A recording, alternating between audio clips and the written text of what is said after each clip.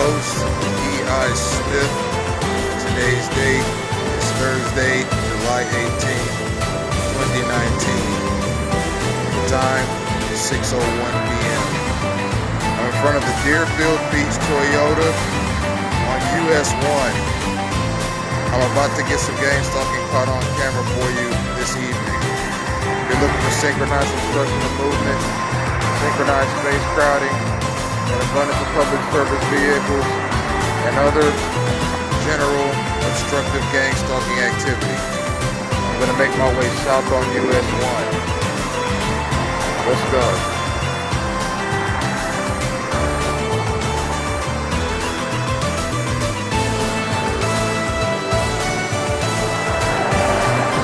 A lot of my gang stalking is being caused by two-bit bounty hunters, male enforcers, and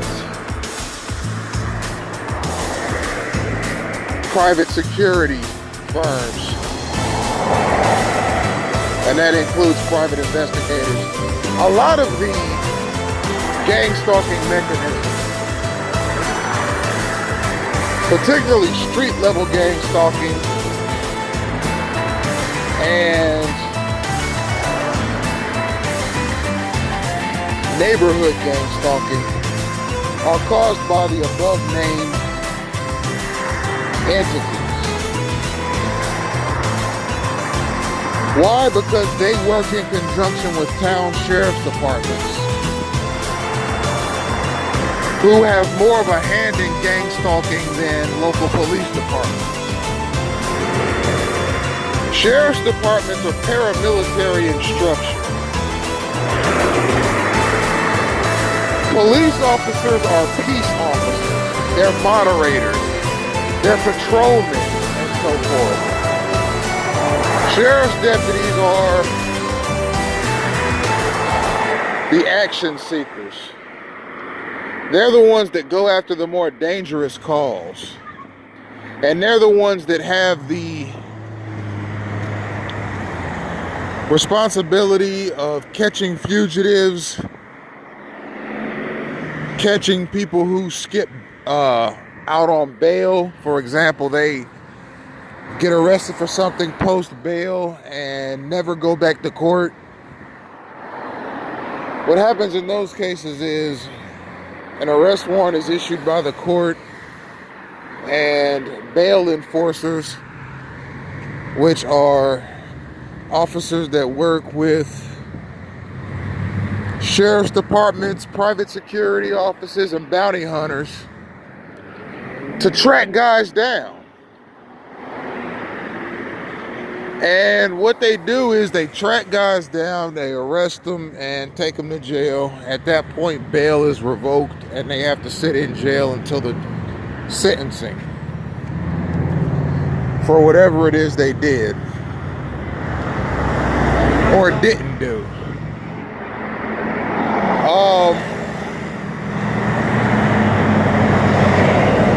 I've got bail enforcers on my tail because I actually posted bail back in late September. I think it was September 28th of 18, for an egregious crime that I was charged with falsely by the Broward Sheriff's Office, namely a detective, Demos Sharudis. I spoke about Deputy Wellington in last night's video, but he wasn't the one that charged me. It was a sheriff's detective that charged me with unarmed robbery for allegedly stealing iPhones from somebody. But as I've said in previous videos, I have evidence to the contrary. I've sent it in to the judge. I sent it in to the court. If you go to the Broward County Court's municipal website, you'll see the evidence that I submitted in my own defense. Furthermore, a lot of what's being said about me and about what happened that night is false. Furthermore, I have no criminal record, and that plays into it, because what kind of detective goes out of his way, the case is almost a year old now, to try and hand a 34-year-old man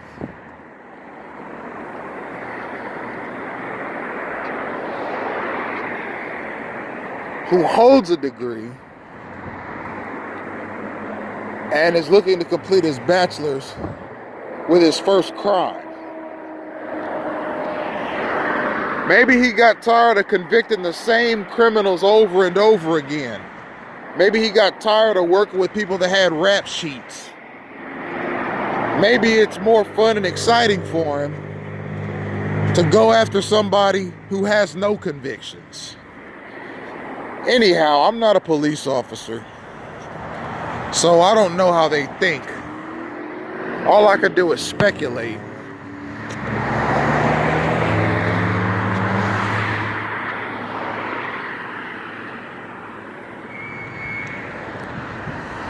And bail enforcers oftentimes track men who have posted bail, select men. They obviously can't track every inmate that posts bail.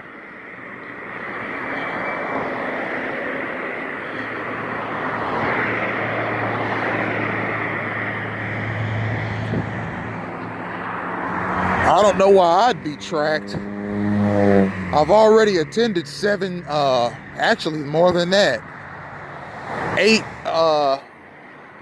calendar calls on time, was there, showed up, etc., etc. Hopefully the number of calendar calls is indicative of this case being in the final phases of being dismissed, due to lack of evidence and due to evidence that I've submitted to the court.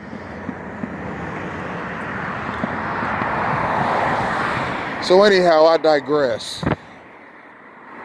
These bail enforcers are deeply rooted in the gang-stalking mechanism. Private security firms, PIs, private investigators, bounty hunters, bail enforcers, sheriff's departments, the Department of Homeland Security, they're all deeply rooted in the gang-stalking mechanism.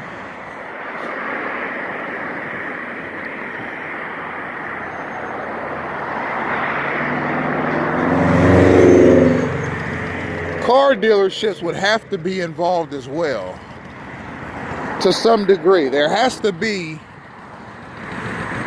some sort of a road security force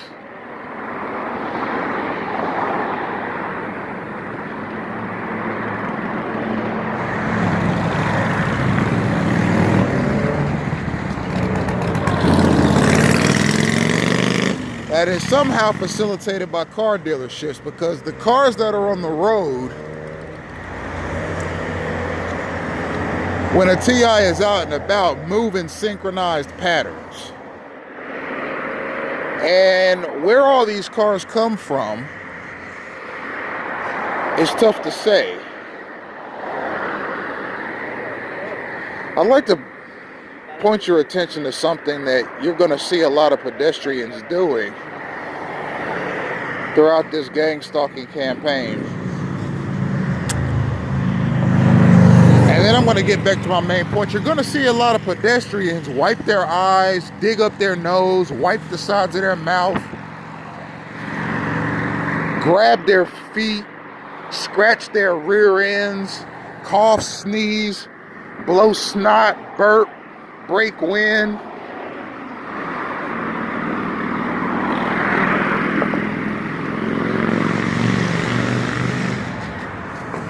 And do a whole lot of gross, disgusting, vulgar, and repulsive things when the targeted individual is near.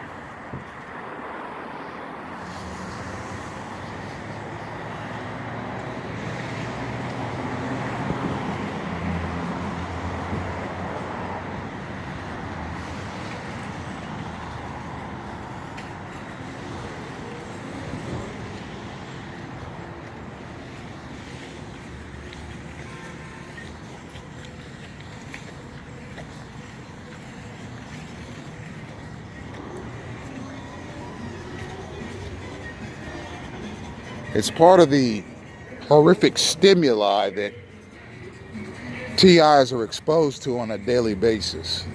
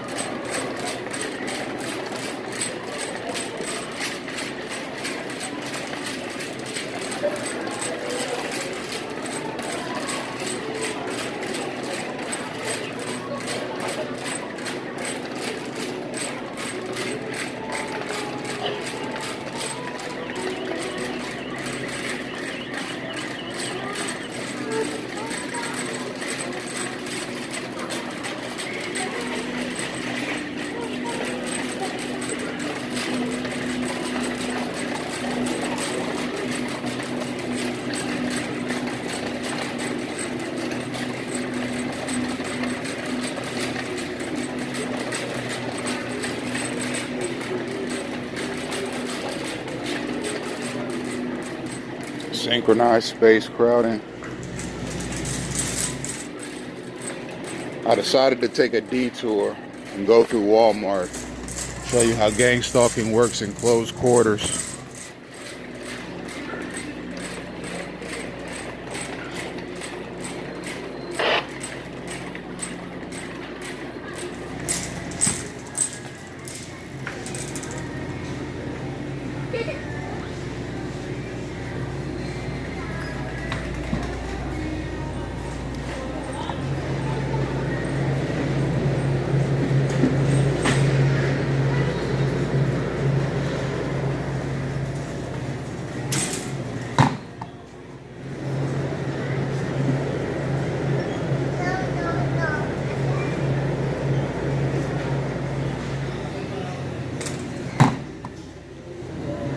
Shoppers synchronize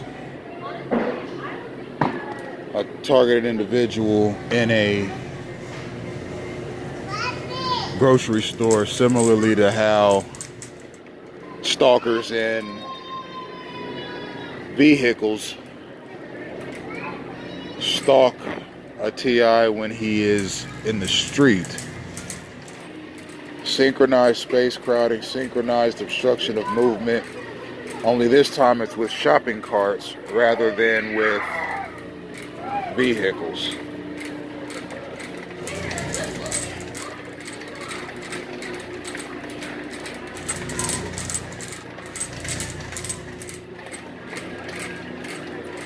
See what I mean?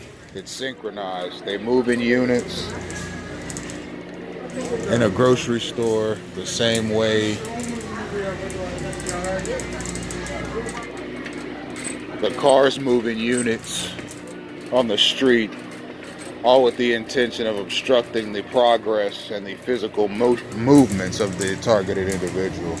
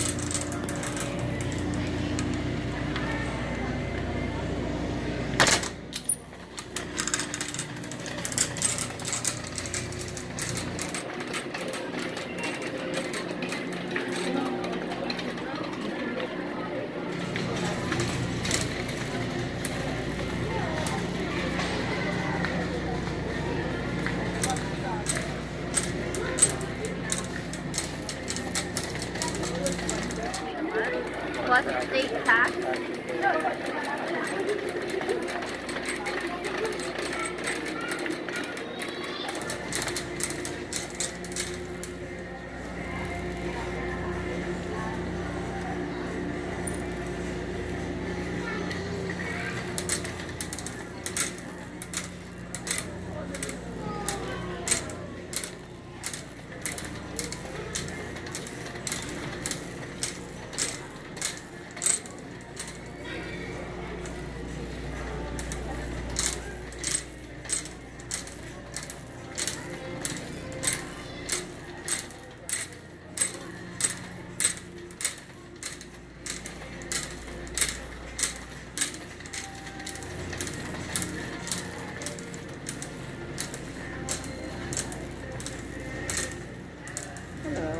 Hi. Good, thanks.